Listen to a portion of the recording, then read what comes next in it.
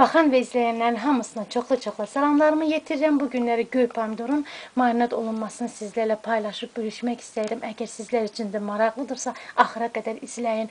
1 litrlik belə bir bankada bağlayıram. Həmişə olduğu kimi qaynar su ilə yaxalayıram. Qapağı da əvvəlcədən, bax belə bir dəmir qapağı da əvvəlcədən qaynar su ilə yumuşam. Hökmən qaynar su ilə yuyuram. Bütün bankaları, kompotu və yaxud da ki, hər hansı bir marinad duzu qoyulmuş marinad hazırlayırıqsa, yəni belə bir dəmir qapaqla bağlayırıqsa, həmişə bankaları, balonları, qapaqları qaynar su ilə yumaq daha da məsləhətdir. Sizlərə də məsləhət görərdim. Beləcə yaxalayıram. Bax, belə bir ölçülərdə, çox böyük olmayan balaca bir ölçülərdə göy pomidorları götürmüşəm və çox acı biber xoşlayanlar acı biber, mənsə bu günləri çox balaca bir acı biber qoyuram, yəni çox da istiyorluq xoşlamırıq. 4-5 ədəd sarımsaq, dəfnə yarpağı və həmişə olduğu kimi şüyüd, duz, bir də ki çay qaşığı şəkər tozu. İndi isə bir-bir hazırlaması sizlərlə bölüşürəm. Xiyar bağlamalarında olduğu kimi, yəni xiyarı marinavad elədiyimiz kimi əvvəlcə həmişə şüyüdü mən lap alta yerləşdirirəm. Belə. Sonra isə bir-bir pomidorları bankaya yığıram.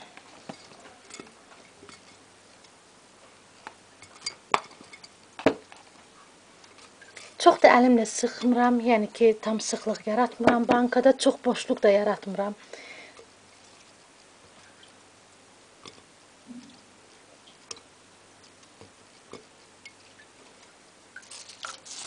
Dəfnə yarpağını da bax beləcə arasına qoyuram.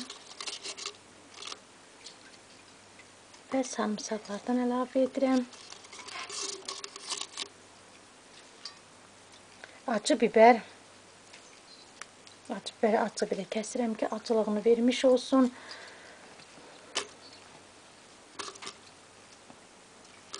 Bunu götürək, bu pomidor hamısını balacaları yığaq. Bax belə. Beləcə yığdım, dediyim kimi.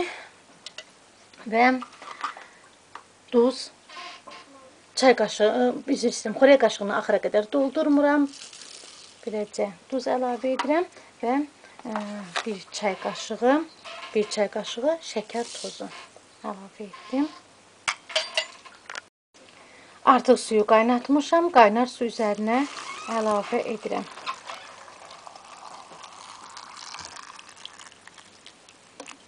Beləcə.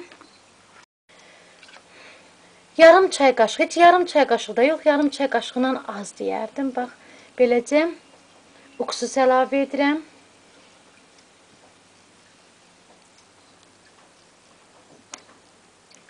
Artıq bunu hazırlayarkən qazanda su qoymuşam, qaynayır.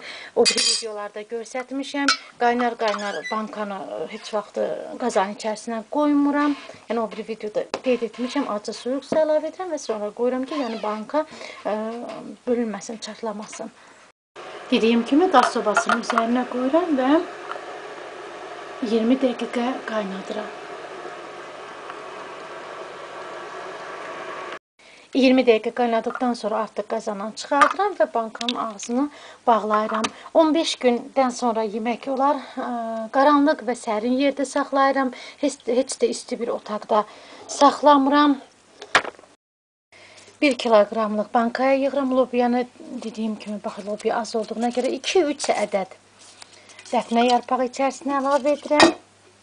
Sonra isə qaynatdığım yaşıl lobiya